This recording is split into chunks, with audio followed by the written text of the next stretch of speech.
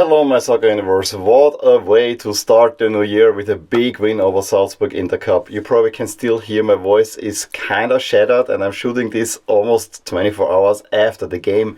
And yes, this is probably my new schedule because due to new work regulations I'm not sure how I will be able to shoot videos on Monday except that it's late in the evening. So yeah, my Austria review videos might not post on Monday but might post on Tuesday or during the evening of Monday. In any case, it was the best start to the year that I could imagine. It was also the best start because despite the late kickoff and the potential of overtime, my girls and my wife did join me. I made it clear to them from the beginning. If it goes overtime, there is no way that we're going home. I know it's a school night.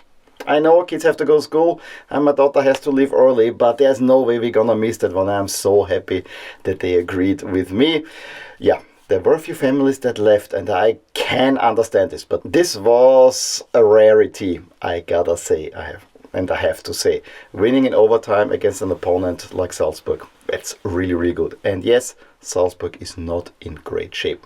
What also made me even happier that this was a team performance. We also had another big game to start the year with Austria Vienna beating Sturm Graz away from home ahead of their meeting on Friday at the same location. So this will be a great start as well. And then it already started on Friday. It was still in January with 2 wins by the Bundesliga teams Hartberg and Wolfsburg who complete the lineup in the semi-final. The draw will be on Friday ahead of the big Szturm against Austria clash. But before we talk about that, let's review all the 4 quarterfinals.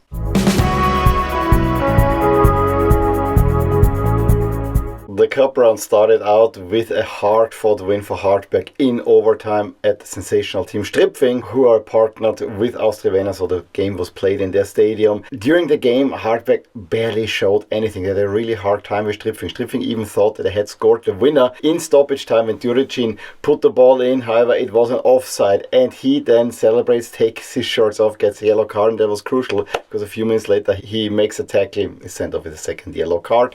And that tilted the game towards Hartberg, who then in overtime score a nasty goal by Mijic, just tapping in from a short distance. And then Havel, former LASK player, also adds one in the 105th minute. So Hartberg in their 4th ever semi-final. Will they make it this time?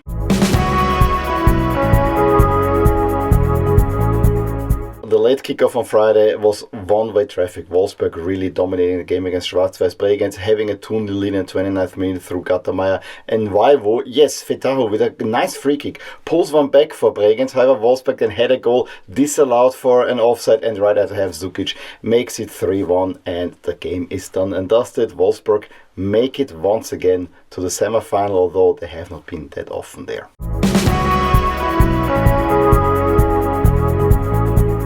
All eyes though were on the Saturday kickoff between Sturm Graz and Austria Vienna in a quarterfinal. This is 1v2 and Sturm Graz came off the Champions League win over Leipzig. They used the exact same lineup to go at Austria Vienna. However, this game went very much in Austria Vienna's favor because they are very good in defense and set deep for most of the time. And of the first good chance for Sturm Graz, I think it was a Jutta, there was a counter-attack launched by Austria Vienna that Prelet sees his ball saved and then he avoids getting the ball over the touchline, puts it in, and there is Ramftl who can put it into the empty net already in the 10th minute. And that set the game on a path that really was in favor of Austria Vienna. Yes, Sturm Graz put a whole lot of pressure. However, they didn't really create that many great chances. And this is kind of the weird thing there.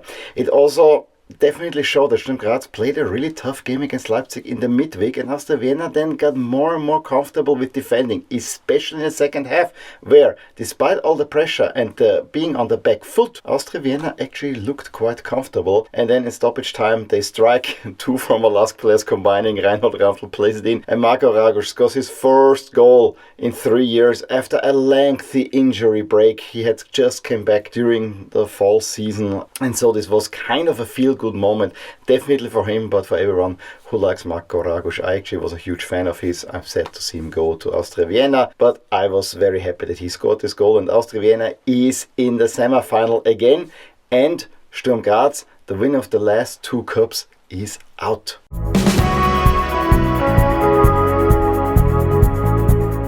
And then, exactly a year after suffering a real blow by losing to Salzburg at home in the Cup's quarterfinal in 2024, it happened. Exact same date, exact same kickoff time. LASK took on Salzburg again. First half, not much has changed. Yes, LASK had a very much changed lineup because of slight injuries and sicknesses in the week. So they played a B lineup in offense. And it definitely showed because there was not much happening. And Salzburg, who had already 2 Champions League games, so had a little bit more match fitness, showed that in the first half and really put a lot of pressure on LASK. The one thing I have to say though, they defended as a team, which is something I haven't seen much in the fall. So that was good. And Salzburg only scored with the first real shot on goal when a shot was blocked. It falls on Oscar Gloch, who makes a turn and it goes into the net. Yeah, it was really hard to save that one. And with a little bit of luck, he could have been even offside. But unfortunately, he was not. So 1-0, but honestly, from the way the game went, it was all away from us towards the other half. LASK barely showed up in the attacking half, and so the lead was fully deserved. And I was actually already thinking, oh, this is not gonna go our way. This is again kind of a mad performance. However, LASK did have an equalizing chance where a shot by Horvath got blocked just before it hit the empty net, but then Salzburg also had a big chance to make it 2-0. However, then big swing by Markus Schopp in the 60th minute. He took off newly acquired Koulibaly and young Enis Safin and brought on Bocharde and Berisha. And there was a whole lot more energy to the LASK team, especially Berisha running his heart out. And to top it off in the 71st minute, it's a counter-attack where Entrup seemingly is caught on the left side and midfield, but plays a brilliant pass towards the center.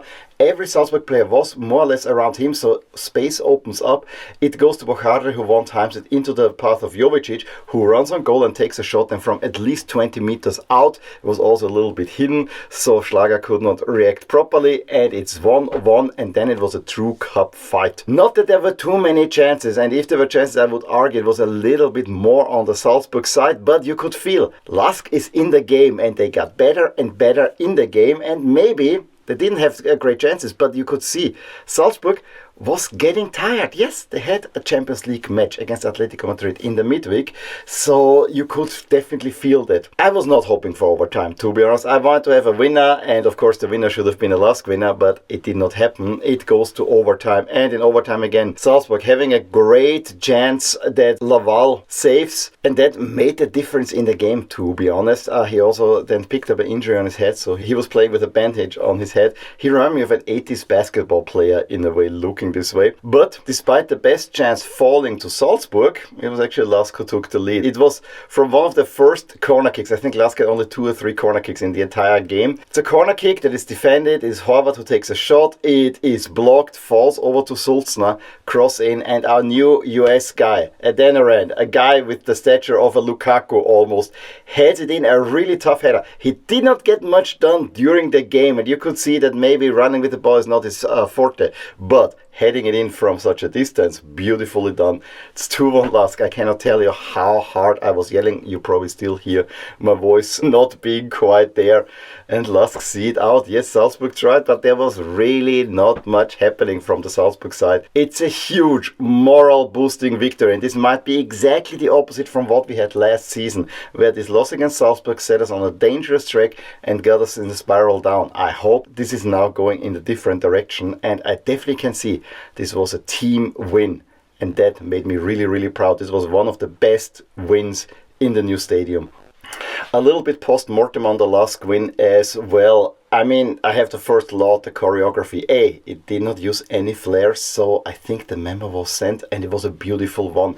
Remembering 1965, the only time that LASK won national titles, the championship and the cup, and in both cases being the first team not from Vienna doing so, and they reminded us of those glory days. It was truly special. I want to thank the Landstraßler for such a great choreography, and I was wearing the replica jersey that I'm wearing here as well from 1965, so it kind of felt that there might be something happening.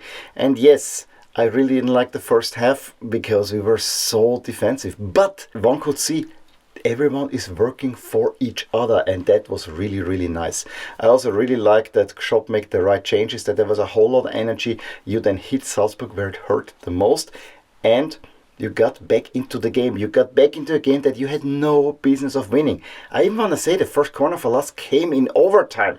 That tells you a whole lot how most of this game went. But still, I would argue that the equalizer was a deserved equalizer at that point. If I take out the entire first half, and Salzburg didn't create as much as well. Does the game count for a little bit less because Salzburg is in such a funk? Potentially, but it's still Salzburg. It's still a team that has way much market value than the LASK team has, especially in the lineup that they were fielding. So I think this was a big bravo, a big moral booster. I hope LASK should be ready for the upcoming games in this form. And if some of the players are coming back during the week, I think I see positive shoots. Top 6 is not totally off. Overall, I was so enjoying myself there. My voice really took a little bit of a hit. Even my family was there really happy when my wife said, selfishly, I didn't want to have overtime, but then I realized we need to support the team. And she did, and we had real fun. And I love that there was the energy in the stadium, really was in support of LASK, which is something we have not seen in such a long time, that this also felt absolutely great. So, real positive shoots for that one.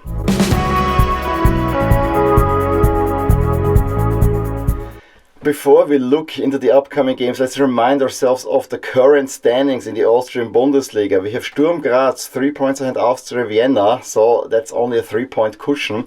And Rapid not too far off as well. Wolfsburg and Salzburg also hanging just around there. Then is the fight for the top 6, where Blau-Weiß is 3 points ahead of LASK and Hartberg. The head-to-head could be crucial there. LASK already has the head-to-head over Hartberg. Blau-Weiß though have won the first derby over LASK, and Hartberg have also won the first game over Blau-Weiß. So this could come into play. It is literally the head-to-head record between those three teams. I don't think that Tirol, Klagenfurt, GRK and Altach will get into it. And when we look at relegation, it is always the question, will Klagenfurt get dragged into it, or will it be just between GRK and Altach?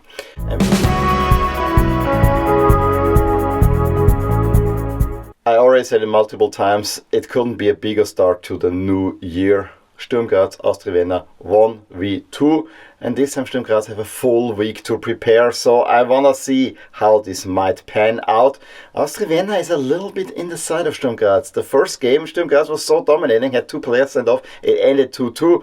Now, they lost in the cup, yes, they were probably tired, but yeah, there is some issues there. Altach against GRK, huge relegation duel. However, it really matters then in the playoff, but still, it could be a moral booster. Rapid against Wolfsburg, this is also an iffy one. Not only the Didi Kübauer is going back to his team that he's so associated with, but also for a third, potentially fourth spot. Klagenfurt against Red Bull Salzburg is probably one of the few games that's rather lopsided, similar to Tirol against Hartberg, although those two teams always play each other quite hard. And then the Linz Derby.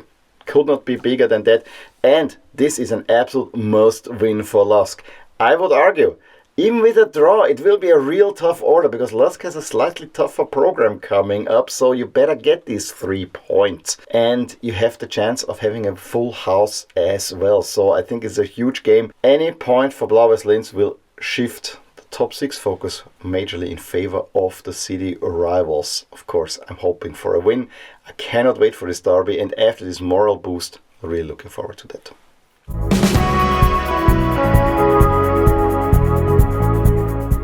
So this ends the first Austrian soccer review of the year. Yes, it was only the cup, but we also look forward to the Bundesliga round. As I said, expect maybe the review video of this round. If I get to it Sunday evening, I will gladly do it. If not, we will do it on Monday evening, and you will see the review like you see this one as well. In any case, please let me know your thoughts on what was happening in the Austrian Cup and how do you see the upcoming rounds. Give me a thumbs up if you enjoyed this video, subscribe to my channel if you want to see more videos like these, and I'll talk to you soon about more things in my Austrian Bundesliga universe. Bye! Hey there, I really hope you enjoyed this video, and if you did, here are some videos and playlists that you may enjoy too. Also, please consider subscribing to my channel and hit the little bell icon so you get notified whenever something happens in my soccer universe. And with that, have a wonderful day. Bye!